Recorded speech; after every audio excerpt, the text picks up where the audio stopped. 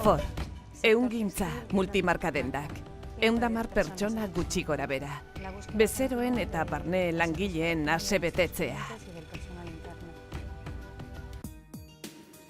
Lehenengo denda 1921 sortu zen Alde Zaharrean.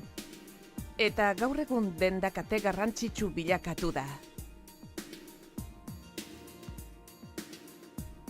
Azken urteetan edo guk eduki dugun esperientzia halakoa da behintzat, sektoreak 180 graduko norabide aldaketa izan du, batez ere 3 faktore direla kausa.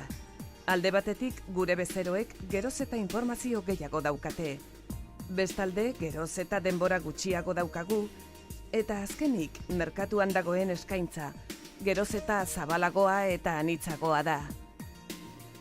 Bilbon bai gutxi bai kiabi bat aurki dezakegu. Honek guztiak birmoldatu eta eguneratu beharra ekarri digu.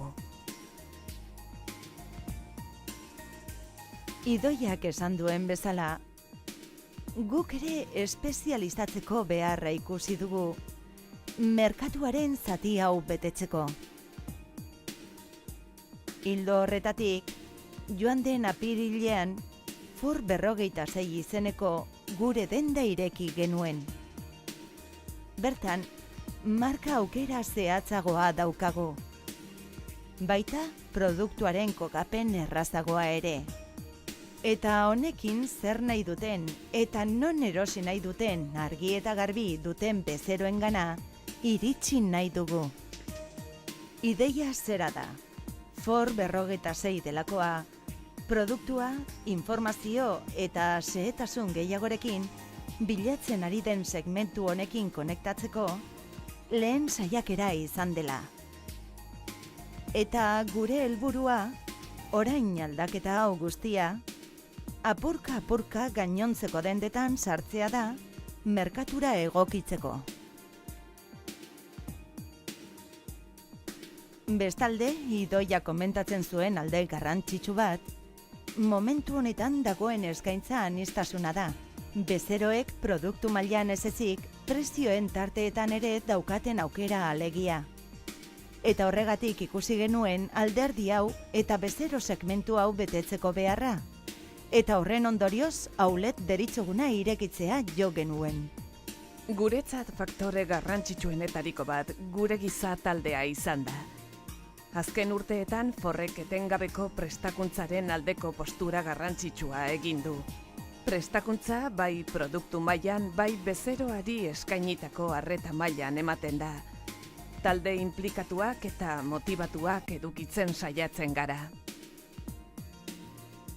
Eduki dugun saririk hoberena, gure bezeroengandik jaso dugun erantzuna izan da.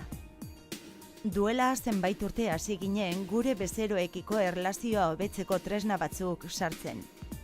Klub Fordren sorrerarekin hasi ginen, eta honekin gure bezeroen nahiko datu base zabala lortu dugu, eta beraiekin kontaktatzen uzten digu, beraiei informazioa emateko eta hobetzeko. Bestalde, web orria sortu genuen, eta bertan gure bezero guztiei informazio eguneratua eskaintzen diegu. Azken aldian ere fashion blogak sartu ditugu. Etengabeko kontaktuan egotea albidetzen baitigute. Eta bestalde Ford Magazine aldizkaria sortu genuen. Aldizkari hau 6 hiletan behin argitaratzen dugu. Eta honekin gure bezeroengana iritsi nahi dugu. Berriak eta kultura arloko naiz azken orduko proposamenak emanez. Orain, gure esku dago gure bezeroekin erlazio iraunkor bat mantentzea, eta horretarako berritzen jarraitzea ezinbestekotzat hartzen dugu.